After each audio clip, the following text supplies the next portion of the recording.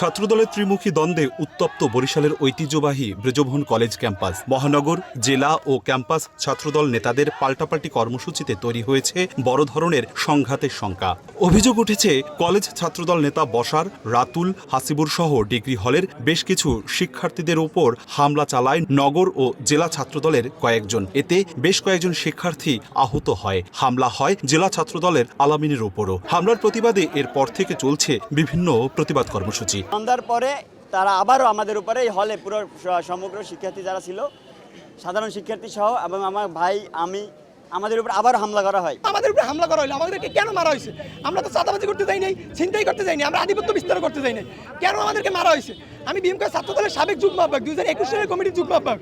আমি তো, আমাকে যে ছাত্রলীগ ট্যাগিং দেওয়া আছে, আমি তো কোনো ছাত্রলীগ করি না। যারা ওই দিন হামলা শিকার হয়েছে সেদিন হয়তো একজন ব্যক্তির উপর আক্রোশ ছিল, ব্যক্তির উপর আক্রোশ, ওটা ক্যাম্পাসের বাইরে যে কোনোভাবে সমাধান করা যেত, তবে সেইটা ক্যাম্পাসের ভিতরে কেন নিয়ে আসা হলো এবং ক্যাম্পাসের মধ্যে কেন সেখানে হামলা করে চালানো হলো শিক্ষার্থীদের উপর। বুধবার একটি মিছিল নিয়ে ক্যাম্পাসের বিভিন্ন সড়ক ঘুরে মসজিদ গেটে পৌঁছালে ছাত্রদলের আরেক পক্ষ মুখোমুখি অবস্থান নিলে উত্তেজনা ছড়িয়ে পড়ে।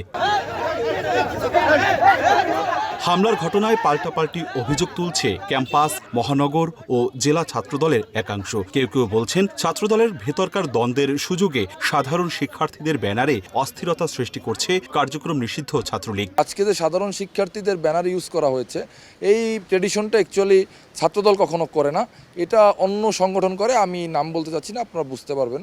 এবং জিয়া সড়কে নিষিদ্ধ ঘোষিত ছাত্র সংগঠন, সেই ছাত্র সংগঠনের কিছু ছেলেপান্ডেকে আমরা একত্রিত দেখি এবং আমরা ওখানে তাদেরকে ছত্রভঙ্গ করে দিয়ে আমরা যখন পার্টি অফিস থেকে প্রোগ্রাম শেষে আবার আমরা আমাদের জিয়া সড়ক এলাকায় আসি, তখন তারা আমাদেরকে পিছন থেকে হামলা করে এবং সেটিকে আমরা প্রতিহত করি এলাকার লোকজনকে সাথে নিয়ে। সবাই জড়ো হয়, জড়ো হওয়ার পরে ভিতরে কিছু লোক ঢুকে হাতাহাতি করছে, এটা আমরা যতটা শুনছি।